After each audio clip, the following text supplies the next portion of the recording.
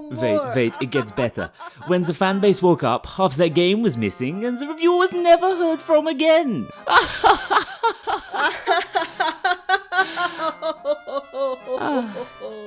Anyway, that's how I lost my reviewer's license.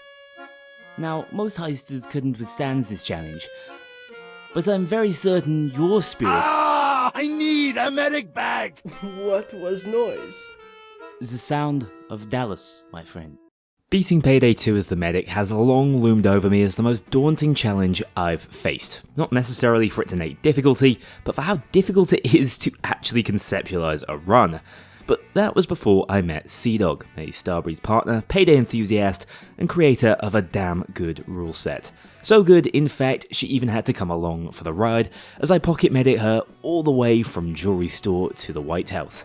I can't begin to describe the respect and gratitude I have for her working on these rules with me, and putting up with the madness of playing alongside me for more than 40 hours, so please check out her channel, where I believe a hilarious live highlight compilation from the challenge has just gone live, as well as her Twitch, where she's one of the most consistent and dedicated Payday 2 streamers on the platform. Just don't ask why she sounds like that. Personally, I think this is the most interesting rule set we've ever ran, with added difficulty to counteract the co-op element, so strap in for an hour of EL1 Cdwagg goodness as we find out if you can beat Payday 2 as the medic. Let's go practice medicine. Before we dive into Heist 1, I need to run you through the most detailed set of challenge rules we've ever rolled with before. These are pretty groundbreaking with 2 heists to legislate for this time, so buckle up. For myself, playing as the medic, my main objective is to keep Cdwagg alive, although I'm highly limited in the weapons I can use to offer support. Rolling back to Robin Hood, the only rage weapons in Payday 2 that remotely fit into Mr. Ludwig's arsenal are the Crusader's crossbow lookalikes, meaning I can use the heavy and light crossbows as primaries and the pistol crossbow in the secondary slot, although mercifully special bolts are allowed to vary up my potential utility. Whilst Medic's not known for wielding circular saws, he does love a good bone saw, meaning Payday 2's over 9000 saw also tenuously enters my damage dealing depository for some messy operations. In the melee slot, I'm allowed to deal damage with the stainless steel syringe for its medicine adjacent properties, and that's my lot. FAKs or medic bags must be brought on every heist, and crucially, I'm expressly not allowed to complete interaction-based objectives. I can saw through doors, carry and secure loot, or shout at NPCs to escort them, but that's it. If I complete an objective by accident, that's an immediate restart, meaning all onus within Heist will be falling upon my partner in crime, who I'll be pocketing through this ordeal. Believe it or not, her rules are even more limiting than my own, as despite being able to shoot all available weapons freely, she is not allowed to use anything DLC or community group related, cutting down her arsenal by roughly 80% from the off. To make matters worse, she's not allowed to use any skills that are deemed to be related to healing, meaning nothing in the medic tree, no self-revive skills from Revenant, and most importantly, she won't have access to jokers, keeping the helpful AI cap at 2 maximum. Obviously, she also can't run medic bags or FAKs, as that's the medic's job, as well as turrets, as I already completed the engineer run 6 months ago. Naturally, it will be her job to focus down the objectives, whilst I focus on keeping her alive, but as the icing on this devious cake, to simulate the difficulty that's innate to my usual solo rule sets, she will be completely unable to revive me. So, as with all the other Merc runs we've done so far, if I go down, it's mission failed, even if my makeshift heavy is still on her feet.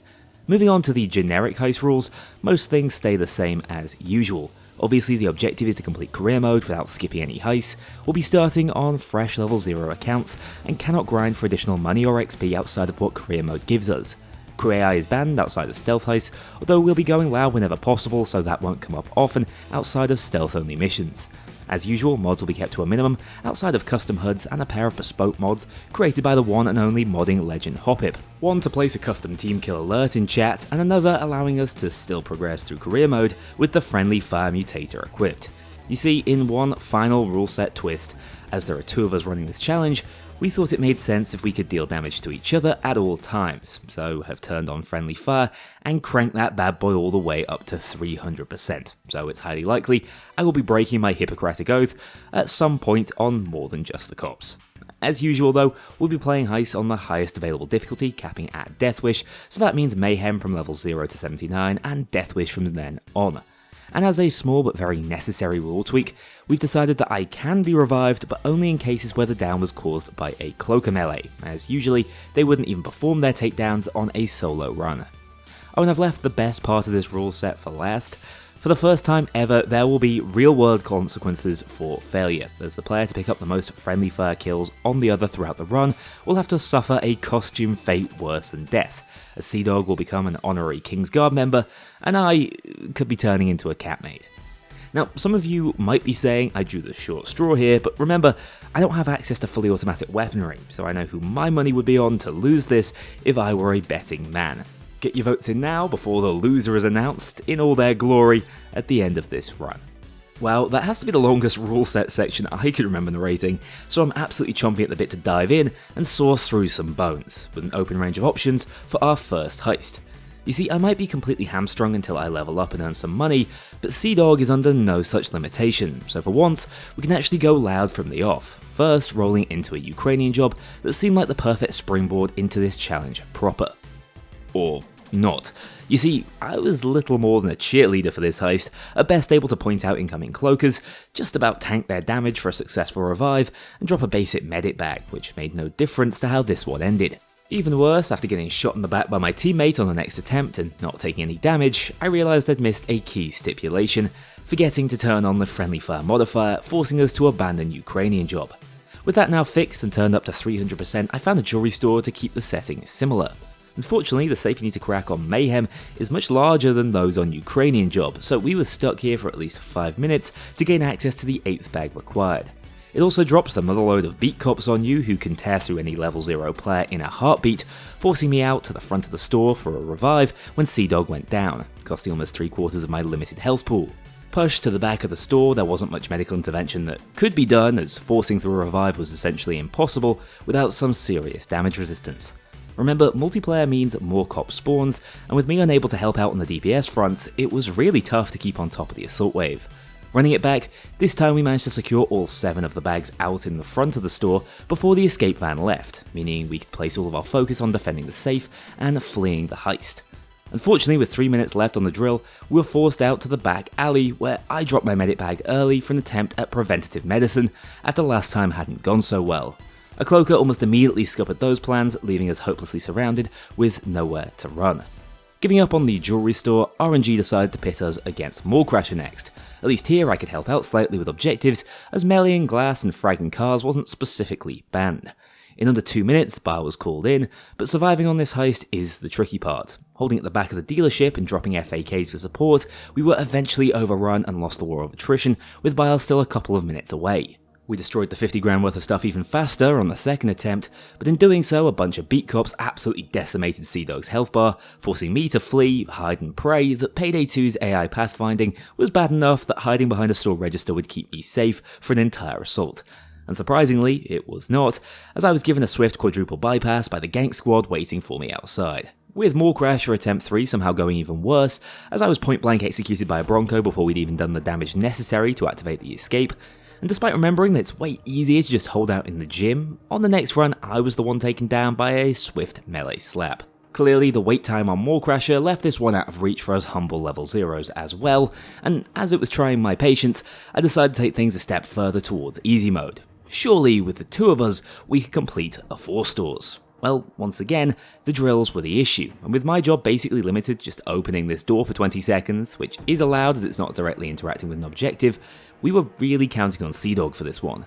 On attempt 1, I took the whole do no harm thing just a little too seriously, watching as poor stock Dallas was double teamed by a pair of tasers.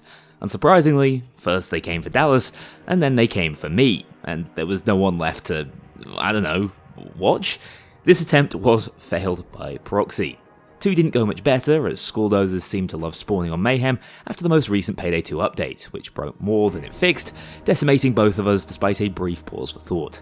Run 3 was even more chaotic as we found ourselves entrapped in the China store, with a blockade preventing me from going for the revive, again failing at the hands of a taser. A cloaker single-handedly put an end to attempt 4, jumping over some of the lowest polygon cakes in gaming history to kick Cdwagg, before fading back into the smoke to ambush me the second I landed the revive, leaving us both downed behind the counter. It only got worse from there as 5 was stopped out by another pair of tasers teaming up with a dozer before a cloaker took me down once more on run 6, leaving Cdwagg alone and without healing, leading to the inevitable. To give some background on her abilities, to be clear, she is no slouch, currently sitting in the mid 300s on the Payday 2 infamy grind. Unfortunately, she's experienced within her niche of preferred builds. Take her out of that comfort zone, and it's a different story, as we again found out when a small legion of shields shuffled into our hiding spot in the pair store to body block and brutalise the both of us, even through my attempted heals. Honestly, we just couldn't catch a break, as once she went down for a first time, that was usually the ship sunk, with no skills to help support me getting her back on her feet. However, after 8 aimless clinical trials, we realised something all too obvious. C4 is a thing in Payday 2 that can, in fact, be used to blow open safes and steal their contents. Revolutionary, I know. With this in mind, she was free to bring multiple shape charges to steal the initial 15 grand required to call in Twitch for the escape immediately. It was such an obvious solution to our self-imposed problems. Even so, victory was not guaranteed, especially when Co-op Payday 2 is so haunted. Just look at this oddly magnetised cloaker. With the escape finally on the scene, we were slowly forced back through the open door into a cul-de-sac where in a moment of fraught madness, we got ourselves completely cut off without the DPS to mount an escape, falling at the final hurdle. And you know the definition of insanity and all that, getting trapped in a one-way street probably isn't a great idea, but that didn't stop us from getting wiped out by a single shield this time, who can easily tear through my measly health and armor pool in the 6 seconds it currently takes to perform a revive. Surely we learned our lesson. No, melee really does hit hard in the early game of these runs. For those of you counting, that brings on to attempt 14, and we're not even on the first proper heist of this run. Undoubtedly the most disaster-filled pushes to level 10 I've ever experienced. But the incompetence stops here, at least for a short while, as I stood as still as possible hoping this cloaker wouldn't notice he just accidentally sat on my face before kicking me there out of sheer embarrassment, I assume. I made it back to my feet, and once more we persisted with holding at one of the potential escapes, and despite RNG still refusing to cooperate and forcing us down the wrong alleyway, at long last we made a successful break for it, clearing the first mission of the run after well over an hour's hard graft. Finally, the sound of progress, enabling me to pick up my first Joker to go alongside the one I already had on my team, as well as buffed first aid kits and the saw, useful for speeding up the bank heist. I also started building into Tag Team, my mandated perk deck, for its unique if underwhelming healing properties. It might be little more than a placebo effect, but it's nice to at least feel like you're helping, and it should be fun to test out this lesser used deck's all-around effectiveness on a challenge run. Cdwagg on the other hand was really leaning into the stock Dallas mindset by grabbing Crew Chief, a powerful support deck that would at the very least make my life tangibly easier. Don't ask who's supporting who. With slightly heavier armor and a couple of ways to actually defend myself in the form of a saw and syringe, I felt marginally more confident. So much so I started testing myself against the first responders, and quickly found out. Despite a burning desire to help out with the objectives on round 2, I was reminded of my station. No, hey, stop that! Instead, I finally started seeing some success with the whole revive thing this run was all about, thanks to uppers granting me a second health bar. I also remembered just how strong an option the saw was up against dozers, making me best equipped to deal with the big guys, with Cdwagg's Union build handling the rest of the fodder. In reality though, it was us who were the real fodder, as the teller room was overrun and I was put on the ground for another forced restart. On attempt 3, I was slapped by one cop directly into the charge of a cloaker before I could interrupt it, landing us in an unsalvageable spot as Cdwagg was mercilessly tased to the floor. On run 4, the boot was on the other foot, and this time it was me getting tased to death with no ranged option to currently fight back with. To add to the embarrassment, after failing to dominate this security guard, I managed to get myself cuffed early into attempt 5. This wasn't a ruling issue, but what was a consistent problem was our inability to learn from prior mistakes. Again, backing into one-entry rooms and not having the DPS to escape by the time a skull dozer arrived to rip through the both of us. By run 6, I was starting to get the hang of the stainless steel syringe. It might have a slightly strange hitbox, but it is a crazy powerful weapon for this early into a run.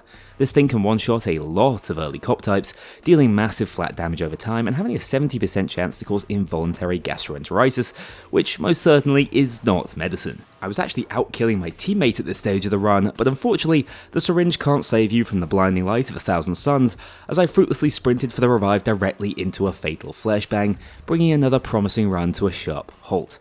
Not wanting a repeat of the first heist, I'd love to say we locked in here, but the addition of cloaker takedowns really does up the difficulty when compared to the lazy cloakers I've gotten used to.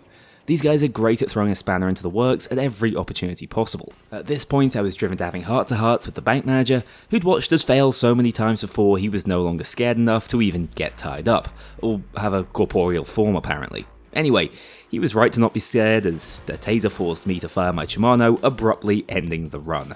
Probably should have my saw out at all times to avoid those little incidents, shouldn't I? It was a lesson learned on the next attempt, clutching up at the drill to keep it running and immediately escaping with just 2 bags of cash the second it opened up, clearing another tumultuous heist.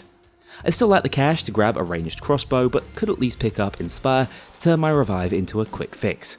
Once again, when the game detects a shred of confidence though, it loves to put you back in your place, spawning a pair of doses early into our first attempt at the jewelry store to humble me through multiple health bars. We'd already had a taste of the difficulty this one could offer early on though, so even with drill skills now, we were well aware that surviving more than 4 minutes on this heist was a challenge in and of itself. 5 minutes into the heist, and with a civilian murdered by my so-called partner, the spawns were out of control on run 2, and snipers started spawning in. With still anemic DPS, we were overran as Cdwagg was really trying my patience after entering custody the hard way for the first time on this run. That left me alone, at the mercy of the snipers she called in, attempting an escape with no FAKs left, ending about as well as you'd expect. Throwing ourselves at this one final time before once again, we failed to hold the horde off, and a cloaker stuck his boot in to brutally confirm another loss. With our current builds, this just wasn't happening, with more damage desperately necessary to keep up with those increased spawns. The only option was for Cdwagg to pivot over to a cheap weapon type with some great early game skills for damage, and if my no new weapons run taught me anything, it's that pistol skills kinda bang for the first few heists. It's far from her preferred playstyle, but as long as she pointed it in the right direction, her Shimano would rip through mayhem health pools in a heartbeat. Although after all that evangelising about being a challenge run veteran, I do feel a little hypocritical, as once more I failed to learn and was caught with my own Shimano out by a taser, forcing me to instantly restart. Our luck didn't get any better across the next 3 attempts, first dropped by a black dozer and his cronies, then by a cloaker and his band of dumbcoffs who prevented me from getting back on my feet, and then, most embarrassing of the lot, a basic beat cop with just an SMG, not even his Bronco brethren. Team morale was at an all-time low, but from Discord sometimes comes something beautiful. True cooperation. And by that, I mean I stood next to the back alley fence injecting lads with concentrated salmonella, whilst Cdwagg put them out of their misery. A true Bonnie and Clyde story. With the escape rocking back up, we decided to divide and conquer, as I went after the bags politely placed in a perfect pile within the car park, while she stayed with the drill for any necessary repairs. Fighting back towards each other, we had the last couple of bags in hand to finally escape the torture of this heist. With that, I had the levels of money to finally purchase a pistol crossbow, equipping it with deadly poison bolts to double down on the licenseless prescriptions I was dishing out. But we still weren't out of the woods yet. Diamond Store without the ability to stealth it is incredibly RNG heavy, with the escape basically dictating how manageable it is. Regardless of how solid a weapon the pistol crossbow is, we still lacked any real utility up against shields, as I watched our entire loot bag supply get marched out of the building, unable to bypass one measly plank wielder, only to lose my life in the panic. Run 2, whilst a tragedy for the squad, was at the very least a nice win for Team Yewong, as for the first time on the challenge, the team kill mechanic has come into play, with Cdwagg's new akimbo pistol setup throwing out shots wildly enough to land the killing blow on me in a melee with a skulldozer. Let's mark that up on the board. Attempt 3 ran into the same issues early on, as we gorged ourselves on over 80% of the FAK supply within the first 5 minutes of the heist, and we needed, get this, the 15% base feign death proc activation to keep the run alive, but had a shot at clearing thanks to rolling into an easy escape. Alas, Payday giveth, but then loves to taketh away, as an inopportune Cdwagg crash left me completely alone and unable to pause. By the time she returned, she was placed directly into custody due to leaving whilst down, stranding me on an island to solo a wave which could only end one way. In the interest of time, the only thing that really changed on the following runs was our strategy, as instead of gambling on the best escape and moving the bags there in anticipation, we started dragging them upstairs to better pivot around the cards we were dealt, and to avoid holding down directly next to a major spawn location. This adaptation helped us to make it onto another escape of arrival, but this time, the world's most distant snipers took me out. On run 5, we again almost went the distance, although Cdwagg's utter refusal to aim down sights didn't exactly make picking off our sniper problem easy. After the most recent update, the cops have become obsessively good at interfering with loot as well, which left us running around the entire map trying to get them to the van, costing precious first aid and leaving us completely out of healing and overwhelmed at the van. Somehow, attempt 6 went even longer but ended in a familiar fashion as a taser held me in place and his mate ate through the remains of my health pool. 7 bags secured was our record, and we didn't get to add to that on the following run when a schooldozer single-handedly took the two of us both down before even leaving the store. Progress was being made though, as on the following attempt we forced 11 bags into one of the toughest van spawn locations you can roll, using up my entire medical supply in the process, and leaving me at the mercy of a sniper over 100 meters away when carrying over number 12. Failure doesn't get much more crushing, until it does, when we finally started playing more closely around assault wave mechanics. Holding up in the diamond store during the wave and only heading out after dark to push towards the total was a damn sight slower than the brute force method, but it was also marginally safer and more consistent. Hell, I even managed to live through a brief Cdwagg stint in custody to keep us moving towards victory. But that patience just makes it all the more painful when things do go awry, as with the last 2 loot bags we needed halfway across the heist, we had no choice but to hold out one more wave before rushing to secure them. Like a comic book villain, even off assault, the SWAT van turret rose up at the perfectly inconvenient time to cut down Cdwagg.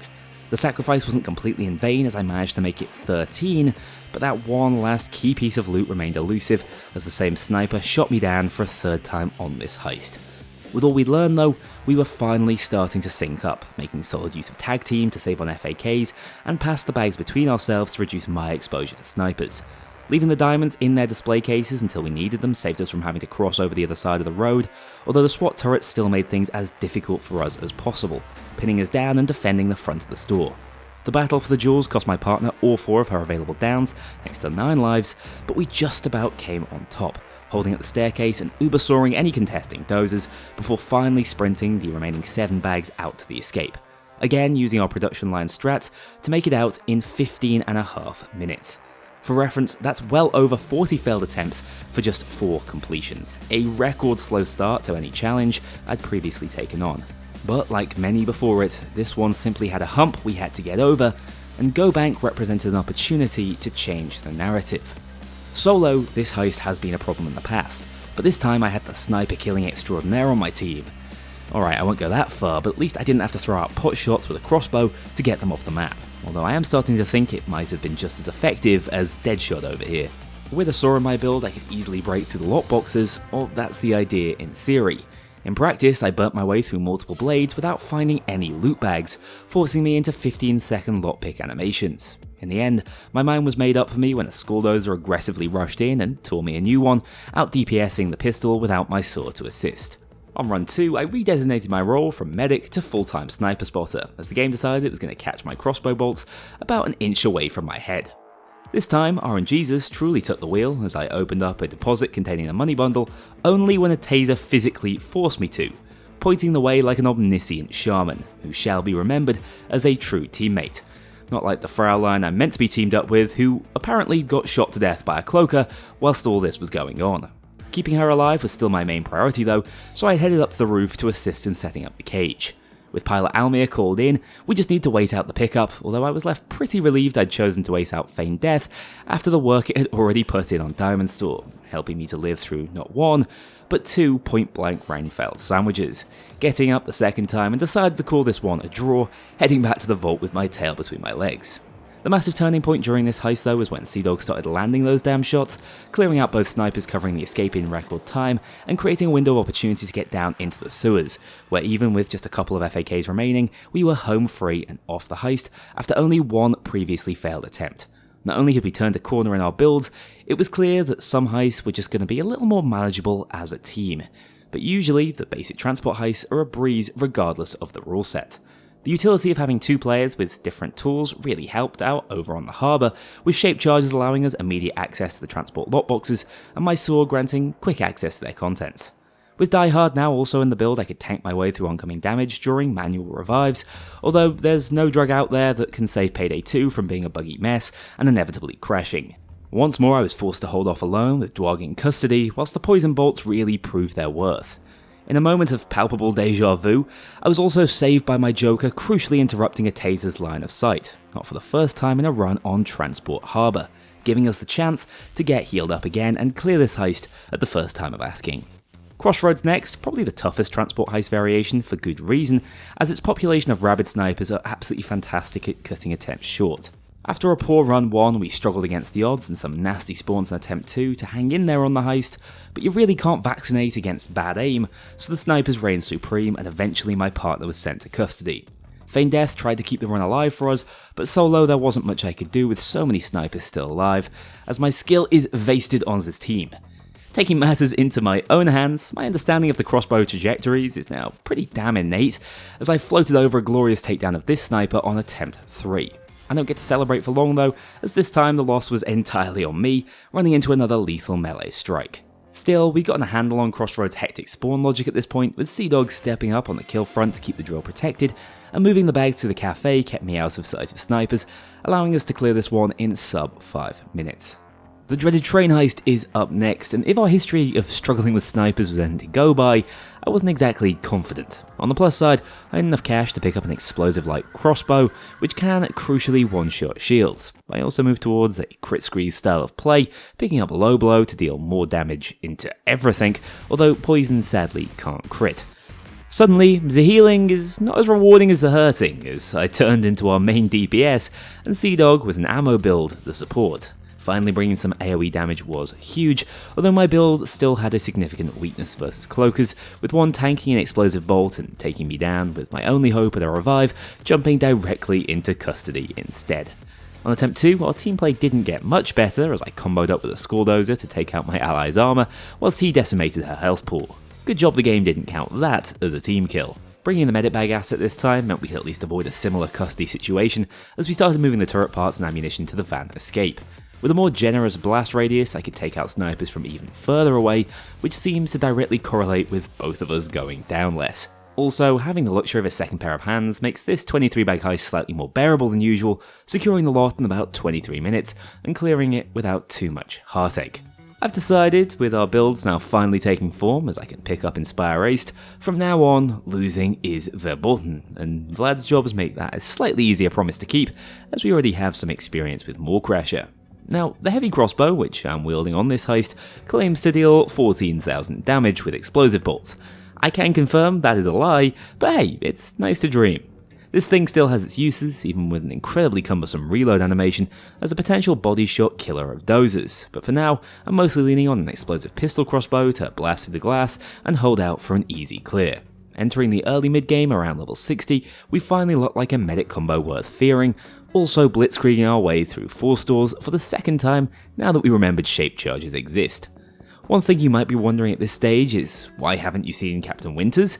He should spawn now you're playing in online lobbies, and honestly, to tell you the truth, I have no idea why he isn't. If you have an explanation, do let us know in the comments. Anyway, out of pure excitement at completing some heists without incident, I had the audacity to place down a drill on a revenge tour of Ukrainian job, forcing a quick reset. But waiting out a couple minutes worth of drill timers was no big deal now. I was allowed to fire back at the cops, escaping this one in just over 5 minutes. White Xmas is the first heist I can fully interact with without any traditional objectives, finally evolving my heavy crossbow into a dozer destroyer, giving us collectively a tool against pretty much everything the game could throw at us, completing this heist with ease too. Meltdown offers a sharp spike in difficulty as we decided to rule that me opening a container was completing the objective as the vault might have been inside, forcing an arbitrary reset. Before a cloaker offered up a full body examination at the worst possible moment as Cdwagg didn't have the remaining health pool to pull out a revive. Inspire Heist was a huge upgrade though, allowing my crewmate to play around her expendability and make more daring plays without putting me in excessive danger. My forklift driving license wasn't revoked within the rule set when I lost the medical license, enabling me to slowly push all 8 warheads towards the Longfellow whilst covered from sniper fire by my partner, running them in separate batches for a marginally slower but undoubtedly safer meltdown clear, although the less said about my driving skills, the better. Over on Aftershock, this dozer felt a little prick on his way out as the syringe claimed another big scalp, helping us to break through the safe smuggling van quickly. Note, I did have to place the first saw because it starts in my inventory as the lobby host, not much I can do about that, so a very minor but unavoidable rule break. With the two of us, We could rapidly move the safes to an easily accessible loading point for the truck, as even the spawns of marshals couldn't slow us down. Admittedly, I'm pretty glad climbing aboard the truck on the escape makes you invincible, or this schooldozer would have surely had his way with me during takeoff. Nightclub next, and after switching to a utility-heavy build to open up the doors with my saw, I was left feeling pretty silly when Cdwagg got run over by a green dozer. Without Inspire, I was forced to lay my body on the line going for the revive, managing it but dropping myself the second Die Hard wore off. I've really grown to hate Nightclub thanks to challenge running it. It's got atmosphere, but goddamn the objectives are slow, boring, and it doesn't half drag on. At least I got to briefly enjoy an all-out Vitasaur build, chewing my way through shields and spreading panic amongst the ranks of SWATs. Despite being limited to using just 4 weapons, the builds I've used on this run have actually been more varied than across the entirety of Payday 3, with even a gimmicky one like this carrying us to victory on Nightclub. Stealing Xmas allowed us to flex our utility options once more, blasting through safes and soaring through doors, as the poison crossbow was more than strong enough to carry my DPS. With FAKs protecting the rooftop objectives, this was another solid victory, as we'd really turned a corner in this run despite the rocky start. Hector's jobs really show their age now, as Watchdogs is little more than a bag-moving simulator on a nostalgic battleground, made all the easier with a second player. Cloakers can be a pain, with this one leaving me in a perpetual state of walking on the spot, but once snapped out of that trance, day 1 was clear with just a single down. Although Schooldozers threw a bit of a spanner in the works on day 2, Inspire was back in my build and I was just too hard to pin down, with Tag Team offering more protection and healing than I first anticipated, especially paired with those crew chief buffs, leading to another easy clear. I brought back the saw build for Firestarter to gain quick access to the weapons, burning them to speed up the first day. Day 2 started incredibly slowly, grabbing both servers before the assault wave really caught up to us, clutching up on the escape and helping each other over the finish line thanks to some blindsiding cloakers who wanted a second opinion, with Cdwagg picking me up just milliseconds before going down herself and saving the attempt. The return to Bank Heist threw plenty of schooldozers at us, but it was nothing the saw couldn't handle, and a clutch flashbang on the escape saved me from getting cloaked long enough to jump into the van for another successful procedure. After much discussion around Cdwagg's build, with the Union not really cutting it for damage, I finally convinced her to try out the free LMG, the KSP-58. To be frank, I don't think I've ever seen a player have less affinity for a playstyle, as she spent the next 8 minutes going down, complaining, and getting just a little mad at me. Hell, I'd even picked up 3 times as many kills as her by the time I was tased and taken down myself, further evidencing that this was a failed operation. Back to the drawing board, I was at least able to convince her to stick with the Compat 40 for its shield-killing prowess, which worked out a whole lot better. I love rats when I don't have to worry about listening to Bane's meth instructions, fully switching my brain off until a taser managed to get his claws into me, shocking and stun-locking me for 10 consecutive seconds as Team No Help had to hit the restart button again. Locked in this time, we held at the top of the staircase instead of risking it on the ground floor, escaping with all 3 bags to break the back of Hector's toughest heist. Day 2 was a passing visit, not even taking the time to steal back our meth, as money was the least of our concerns, and day 3 is almost always a sub 1 minute breeze. The elephant is next up, hitting us directly with the gut punch that is Big Oil. For once, we did this loud from the start, getting to enjoy some mean choke points and the surround sound of broken drills gnawing through our eardrums. A drawn out but simple first time clear, but day 2 was a completely different proposition. I decided sustained firepower was more important than objective speed, picking my explosive crossbow over the saw, which turned out to be the absolute correct decision when the keycard we'd stolen on day 1 opened up the security door immediately. Within wave 1, we'd opened up the door before a cloaker dropped me for yet another pixel-perfect save by my fellow criminal, whose medical abilities are starting to surpass my own. The next problem was figuring out the right engine, which is easy when you can see what you're doing, and in an incredibly heads-up call, Cdwagg attached a flashlight to her Union to light up the basement, meaning I will never complain about her frustratingly unoptimal choice of weapons again. Sadly, the clipboards continued to elude us, and after she fell to her final down right as the assault wave ended, I realised what must be done. With no cops around to do the job for me, I opened fire, dropping my ally with 4 crossbow bolts to tie the friendly fire scores at 1 apiece. Although, what she didn't bother to tell me was that she'd killed the brilliant Dr. Rossi down in the basement and had a trade delay, meaning not only had I taken one for the team for no particular reason, I was left alone to fend off an entire assault wave as she wasn't released from custody in time. However, after recent purchases, it turns out I am now's Ubermensch and comfortably have the firepower to fend for myself, surviving the wave and bringing back my ally just in time to call in Bile, although we still weren't sure which cold fusion engine was the right one, until I found the second clipboard in one of the most common spawns almost 20 minutes into the run. That's just how distracting it is babysitting a Dallas who won't even consume my mini medic bags despite requesting them incessantly. With that information, I could finally solve the engine puzzle, although I lost my teammate behind bars again whilst waiting beside the potential escape. Fortunately, by passing inspection on the first engine, we were allowed to flee as soon as I traded her back. That was an eventful first time clear, but nothing compared to the misery of framing frame. To make it even worse, Cdwagg was kicked from my lobby for cheating before we even had a chance to attempt it. Pitchforks away though, this was some issue with the Epic Games client and certain weapon colours, not actual Payday thuggery. Even so, it's pretty funny seeing Cheetah over her model for the entirety of this heist. Day 1 was made a breeze thanks to the saw being able to drill through the individual bars that block off access to the paintings. I'm shocked they never reused this mechanic, as it's extremely satisfying, although it's fair to say the saw had far fewer uses later into Payday 2's life in general.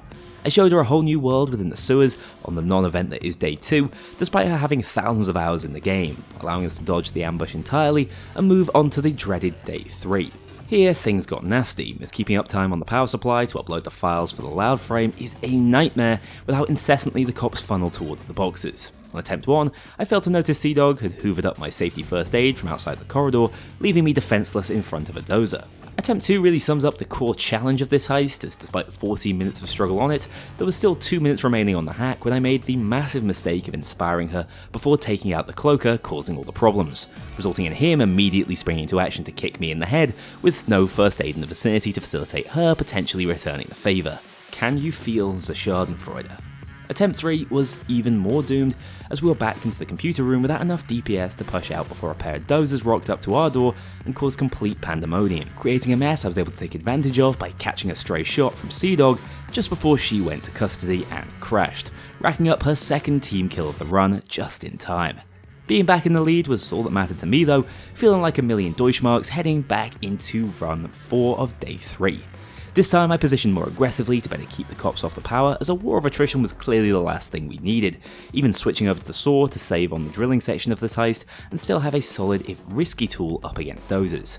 This playstyle is genuinely quite fun, and it gave me utility up against the big guys whilst having a competent cleanup secondary in the pistol crossbow. After surviving an entire 40mm grenade exploding at my feet whilst wrestling this school dozer, which did sting, it was very clear this run was just fated to work out, as we finished up the hack after only 15.5 minutes and nervously sprinted out to the escape, clearing a real bogey heist at last. Going loud on Day 1 of Election Day is always a trip, and I feel it happens so rarely you forget just how long the hack takes and how devious the sniper spawns actually are on this heist. Even so, the cops are a lot worse at actually pathing to interrupt the power on this one, so we made it onto Day 2 without too many scrapes. At the polling station, Cdwagg managed to C4 not only the voting machines, but also herself, which really feels like it should count as a team kill, but I digress. Recovering from that faux pas and eating dirt a few more times, we were back in action thanks to the pre-placed medic bag asset, drilling through the second gate and clearing the squad of snipers covering the escape without taking another hit.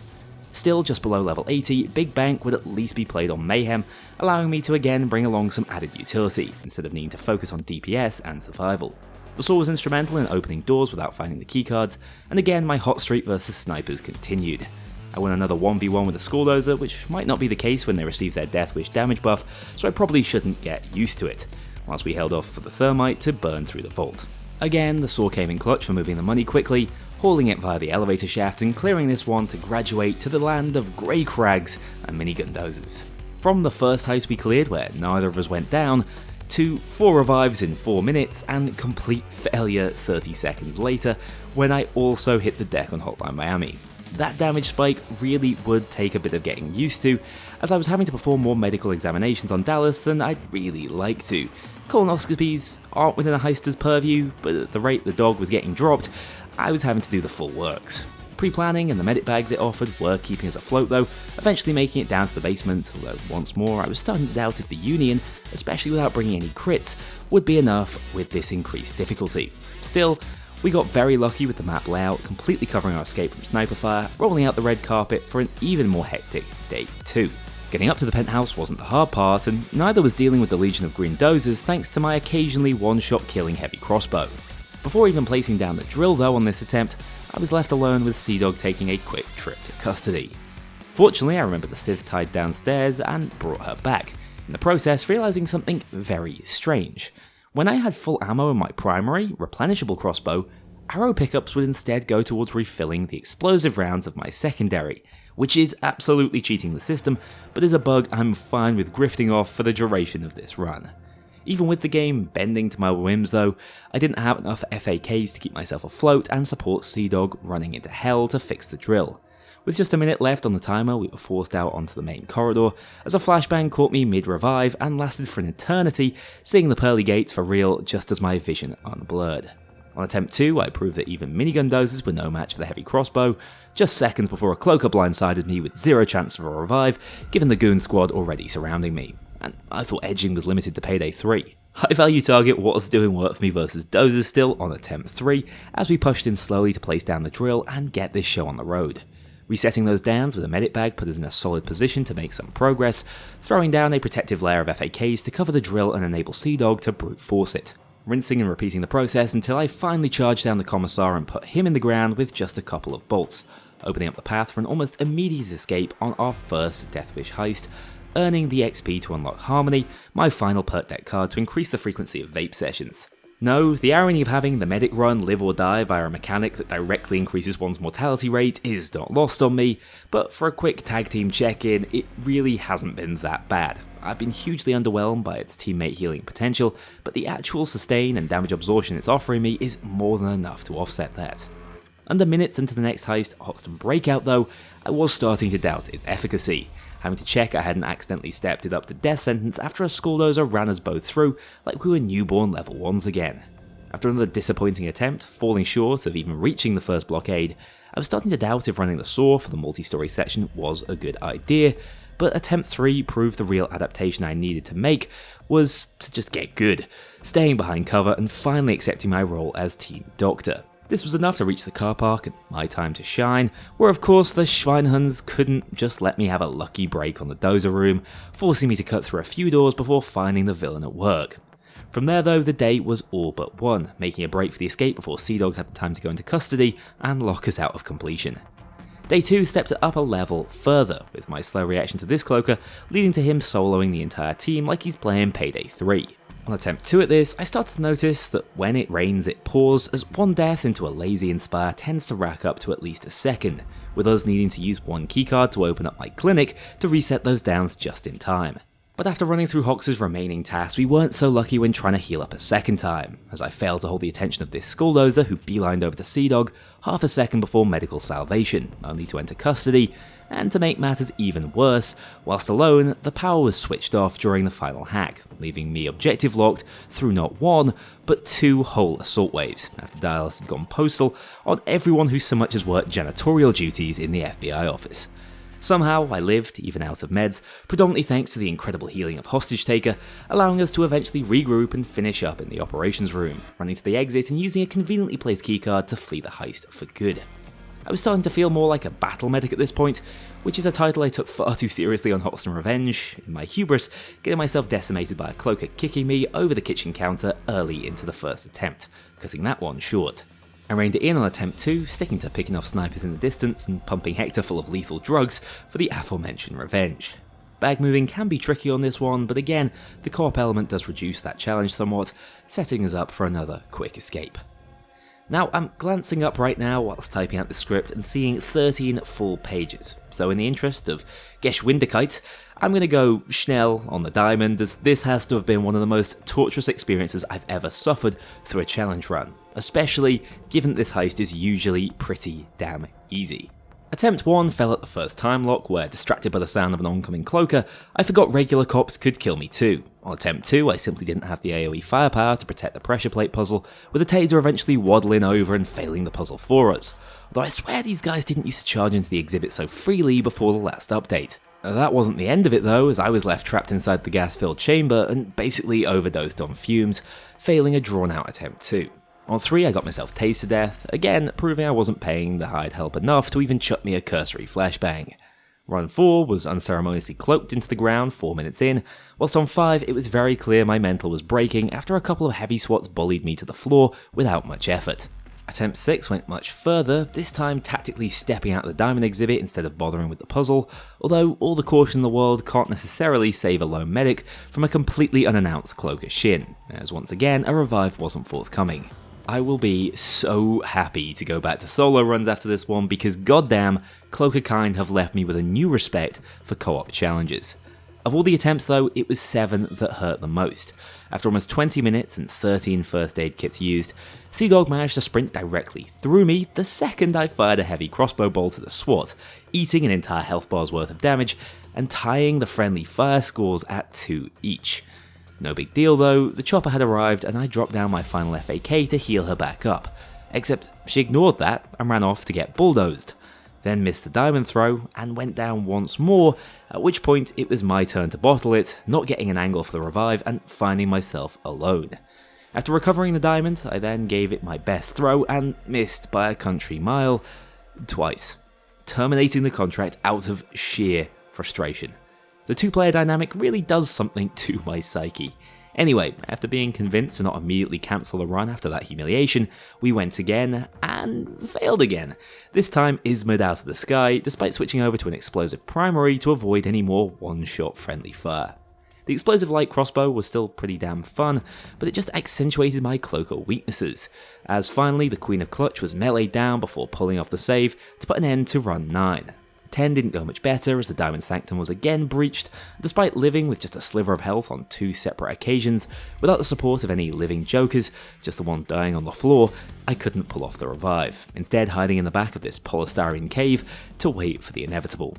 Single entrance rooms had been our downfall too often on this challenge to be ignored, so this time we stayed within the exhibit for as short a time as possible, fighting our way out in the courtyard under the cover of flashbangs. On the previous heist, I managed to convince Cdwagg to switch over to a Grey sniper build, so it was actually groups causing us problems on this heist more so than dozers, which turned out to be a match made in heaven, as the Platypus, the only free primary sniper in the game, actually did work as we cleared the courtyard completely before finally escaping the heist for good. Golden Grin next, which is always a bit of an objective fest, running here, there and everywhere around the map to keep on top of everything. This back and forthing whittled through my resources rapidly as I ended up being too stingy in the end, falling without even trying to drop an FAK under my feet. Attempt 2 is scuppered by some miserable spawns, as no sooner had I downed one minigun dozer, another appeared to trap us completely in the bar, with a Cloaker joining in on the action, dropping me and, despite a valiant effort, chewing through Cdwagg's last remaining health bar too.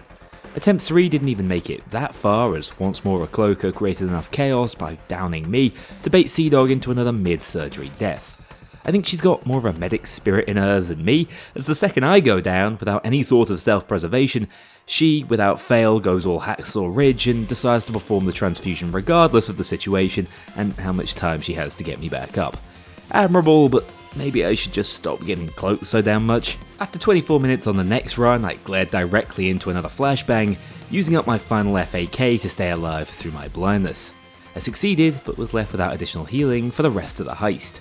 Miraculously, this wasn't the end for us though, as we lived for a further 7 minutes actually getting our hands on the dentist's coffer, which made it all the more painful when we were flanked by a pair of dozers who successfully wiped me out after 32 minutes, 29 meters from the limo.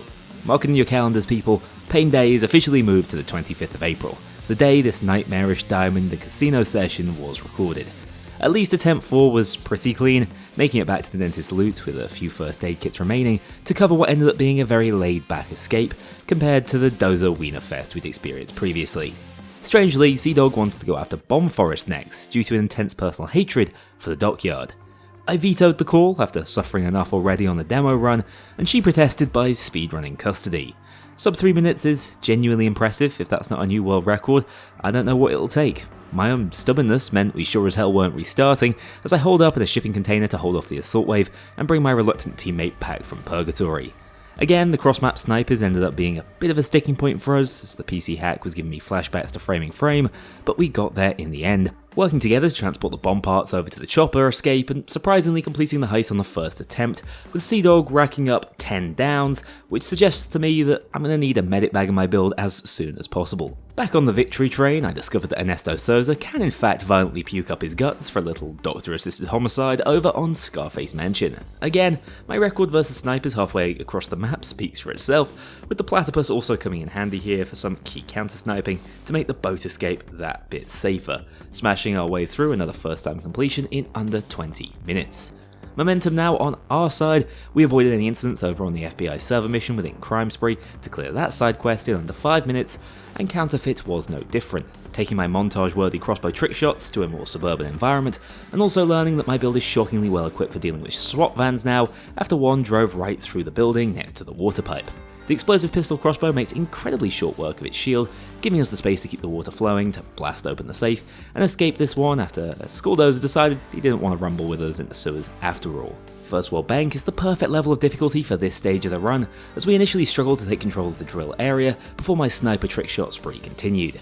Consecutive lucky crits helped us to clear out the vault dozers nice and quickly, and the bag moving process took half as long as it usually does before just sprinting around the army who'd set up to greet us back at the entrance. This green dozer showcased possibly the most underwhelming ambush skills I've ever witnessed, meaning we had no difficulty securing the loot down in the basement unchallenged. Murky Station isn't even worth showing really, as a stealth-only heist during which I have a solemn vow to not complete any objectives, so I spectated a first-time clear on this one as a complete pacifist. Boiling Point is much more involved as my work was cut out for me from the first minute, needing to inspire off cooldown during the anti-air section. We have a photo finish for the fastest Cdwagg custody here, although I have a little more sympathy on this one as those Russian operators really do hit extra hard out here. Again, my patented hide behind a rock like you're protecting your Ubercharge strategy worked like a charm, bringing her back and finally pushing into the compound. My anti-turret abilities came in handy once more down in the basement, nearly halving its health in a single bolt, although Cdwagg was still left with no downs for the second time this heist. Committing the cardinal sin and hiding inside a single entrance room actually worked for once, as we lived most of the assault, allowing her to tactically enter custody right as things died down, leaving me free to bring back a refreshed lemming for more button pressing that I wasn't allowed to dirty my gloves with. The escape is always where this heist peaks in its difficulty, as my syringe claimed its biggest victim so far in a big bad Skulldozer. After steadily pushing our way out of the basement, you're still at the mercy of the heist's many snipers, having to drop my final first aid kit to retain my only real hope up against the bastards. In a shocking turn, my bolt pierced the last bush bandit's forehead, opening up the escape for a first time clear that was anything but simple. Taking the easy way out next, also known as going for Santa's workshop, we survived the couple of required assault waves despite an incredibly close call where I was saved by crew chief bonuses again, making it out in just over 9 minutes. And once more, car shop was a non-event, mostly going around cleaning up bodies and cruising along in the passenger seat as Cdwagg flexed her stealthy muscles. The dreaded biker heist wouldn't allow me the same respite though. This heist has persistently been a thorn in my side, driven by the constant threat of the normally indestructible SWAT van turret, although this time I have the antidote. Turns out the one cheap trick the FBI doesn't want you to know is explosive bolts, which kept the turret in its shell through the first mechanic defense before I slammed it with a heavy bolt in its glass eye hole for massive critical damage, sending my nemesis into the great garage in the sky. This gave us all the space we needed to collect the chrome skull and start escorting the mechanic into the bike room. Snipers still posed a threat, sending Cdwagg on a first-class trip into custody and leaving me to protect the mechanic alone, but with my jokers taking on the brunt of the aggro, I was able to keep the cops off him for the duration, only to find out I had to survive yet another wave alone as once again she let her bloodlust take over at the clubhouse. Knowing my history with this one, you sure as hell know I was locked in for the duration, surviving and dare I say thriving without the threat of cloakers one-shotting me, as even snipers weren't safe. Bringing her back at last, I hopped straight on the chopper, needing to run back just the once to ensure we both made it out of this one alive. Always a huge relief for me to get day 1 of the biker heist out of the way, but day 2 is something else on co-op difficulties.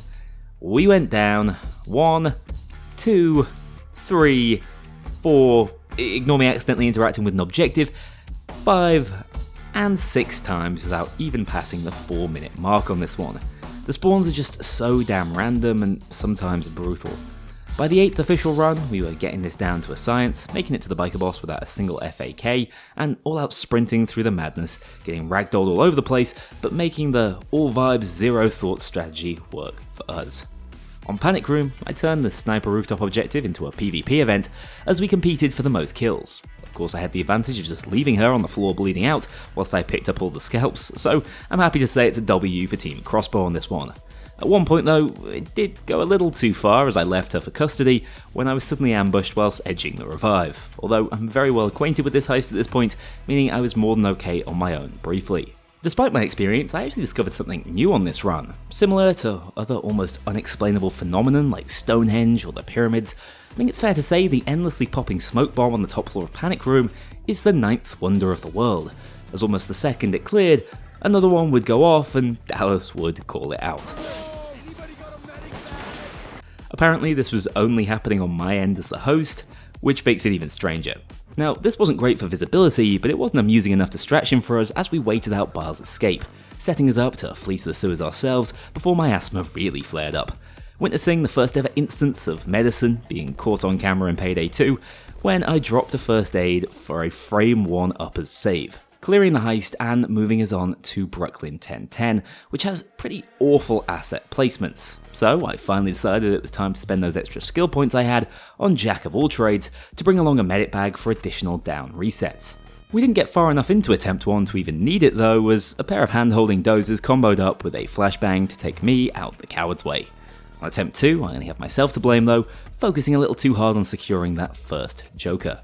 Run 3 also didn't make it past the first room as I was quickly surrounded without my teammate around, and although Run 4 made it back to the second apartment block, I once again blinded myself attempting a revive and came to on the floor with half my ribs missing.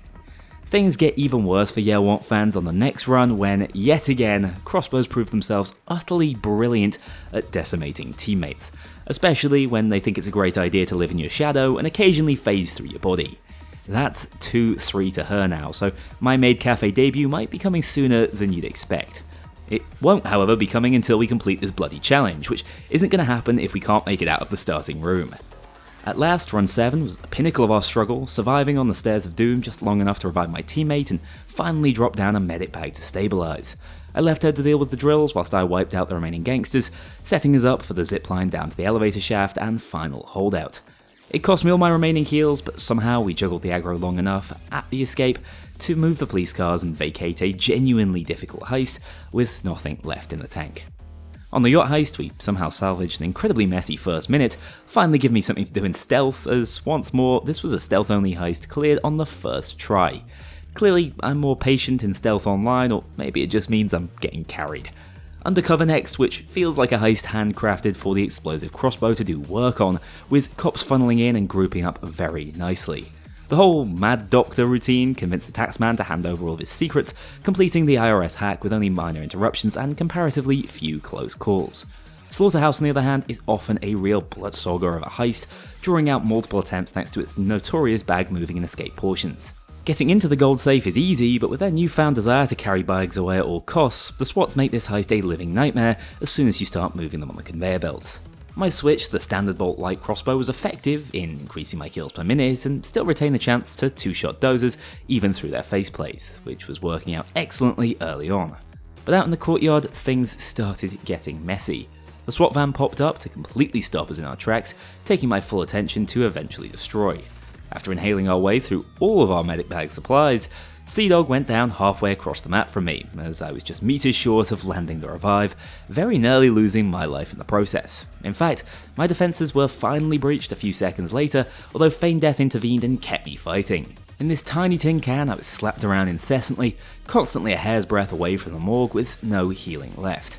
My ability to actually use tag team on Jokers is the only thing that kept me afloat, healing up and building up some absorption, which I somehow rode all the way through the wave, going back to being an army of 2 for the final objectives. Being out in the courtyard with no healing left was certainly intense, but with the sniper population kept in check and a steady stream of vapour in my lungs, we held it together, surviving so many gnarly moments and even relying on yet another Feign Death proc to keep limping towards the final objective. After all that madness, no one even bothered to show up to say Auf Wiedersehen on the escape, as we practically walked out scot-free for one of the most eventful heists ever witnessed in a Yelwant challenge run. Only Locke's job stood between us and glory, and by that I mean never having to play this game together again. Let me tell you, if you want to test out the depths and endurance of any heisting relationships, a challenge like this one is a great trial by fire. Beneath the Mountain is up first, and Feign Death was also coming in clutch on this heist, allowing me to eat up taser-induced death before my Joker once again stepped up and broke line of sight, saving the run early on. Again, my crusade against turrets continued within the compound, although needing another 45% roll to evade death, as this dozer finally turned around wasn't ideal. An eventful start to a heist that sadly ended in a whimper, cloaked without a revive forthcoming. More good fortune on attempt 2 as we were surrounded in the entrance of the murky complex, but not enough to counteract another sub 4 minute custody run by my partner, mandating an immediate restart. We pulled it together on run 3 though, aggressively controlling the computer room to force open the 2 necessary loot vaults, and not getting sniped to oblivion up on the surface, actually going medieval and cross-mapping a dozer with the crossbow, refueling and taking off to move onto the much harder Birth of Sky. When you're not being eviscerated by the beat cops and first responders shortly after landing on solid ground, as happened to me 3 times in a row, it's before you even touch down, as for some reason these guys are allowed to shoot you out of the sky with no counterplay. On attempt 5 at least, I landed safely, allowing me to pick up Cdwagg and get a proper attempt under our belts. Once you get set up on this heist, it's really not that tough, with highly telegraphed spawns that can really be controlled with our explosive arsenal. The first 2 pallets were easy, leaving us with just the scattered one to deal with where resistance was more intense, but we still made it down to the sewers after resupplying for one of the toughest brief sections in the entire run. The endless assault spawns down here go crazy, coupled with some really devious fixed spawns, it's a proper Oktoberfest down here. You need a combination of solid DPS to not get spawn locked out, but don't want to go too quickly to avoid running into a Skulldozer's barrel. What happened to us here has to be seen to be believed, as Cdwagg went down before reaching the final gate and I was left fighting a Martial Shield who spawned on top of me. Totally blinded at this point, I might as well have closed my eyes in real life as I was taken down, feigned death back up, tased, released, somehow managed to revive Cdwagg with Inspire and came to halfway down the corridor about 20 seconds later, absolutely clueless and hanging on to life by a thread. Obviously, I have no idea what happened, but here's how it looked from her perspective. Basically utter carnage as I was bunny hopping around the sewers with no idea what planet I was even on.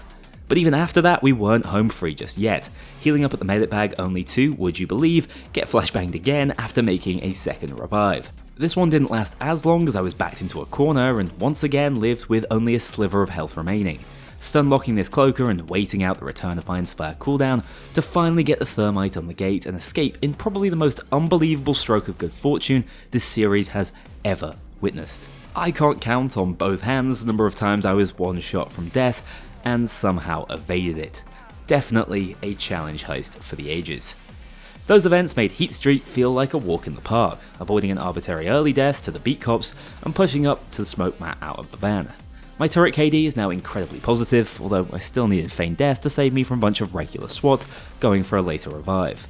The escort section was made easier by my ability to actively assist, bundling Matt into the chopper and heading straight to Green Bridge.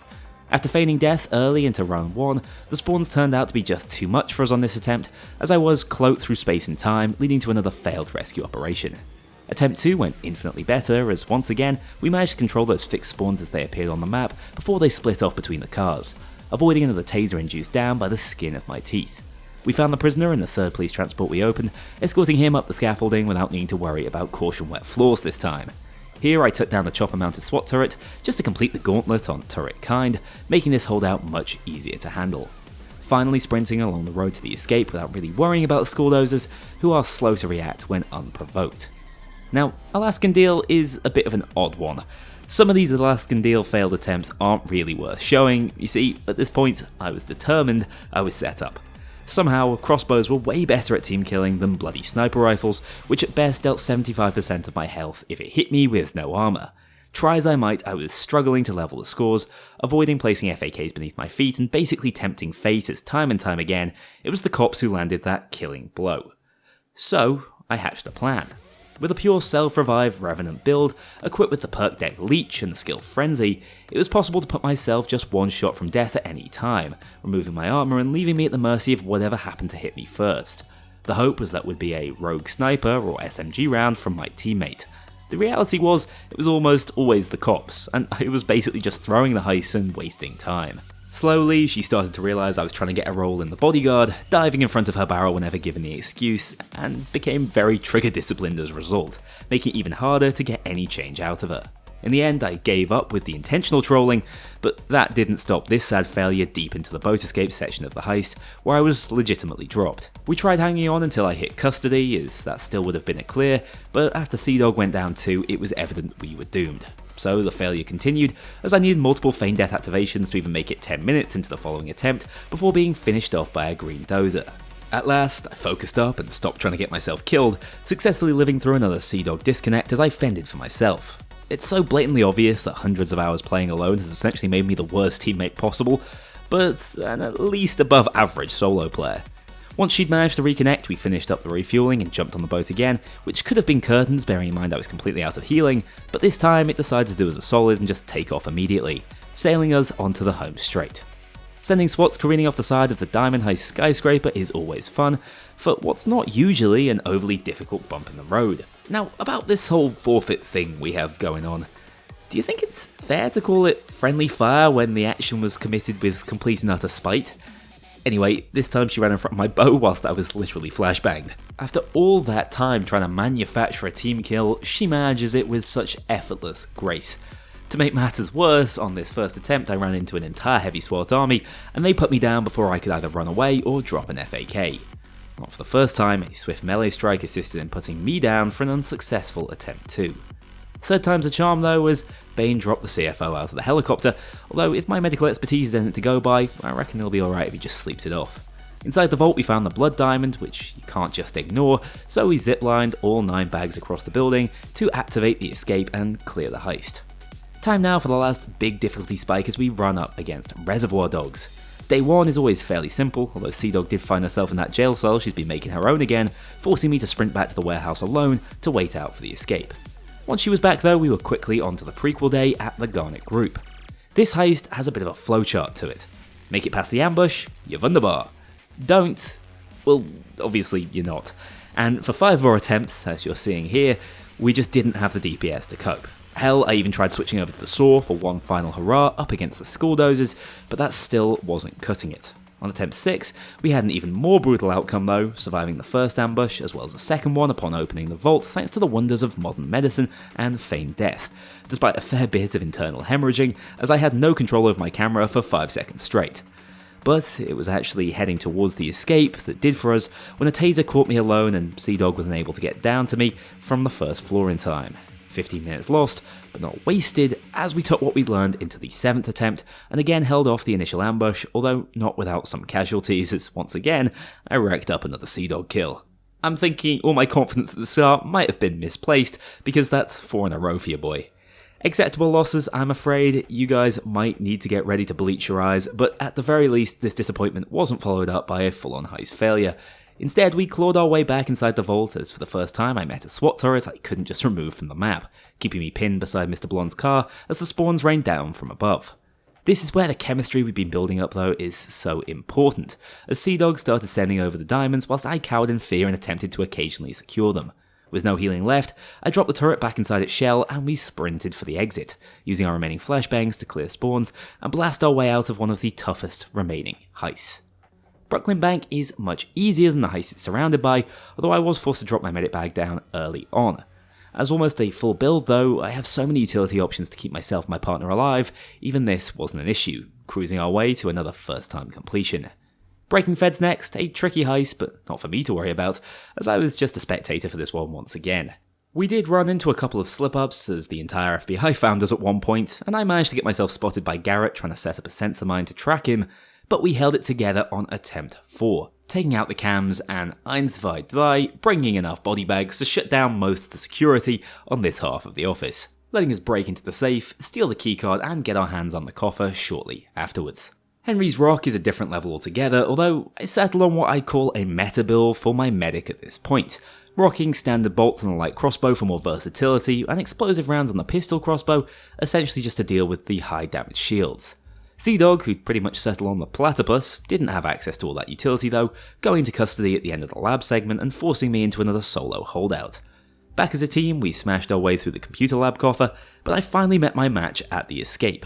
2 turrets was just a bridge too far even for this build, so we instead attempted to shut them down manually. This was an absolute disaster, running out of first aid and enduring in this corner for far longer than should have been possible thanks to feigned death, until the cops got bored of amputating every limb I had and just sent me directly to custody, ending the heist regardless of any more favourable RNG rolls. Attempt 2 sent us right back to the lab, where this time, custody was upon young Dallas before the concoction was even cooked. A man of science such as myself should really have the right to finish up the reaction, but apparently that's against the rules, so instead I just had to skewer a few more fellas with a crossbow whilst waiting out a short custody timer.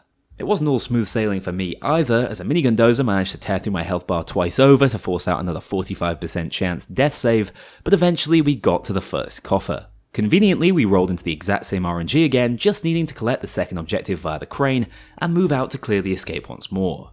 This time we split up to defend the two hacks, finally giving us some peace and quiet at the landing pad where, despite the unlocking snipers, we made it out in the nick of time.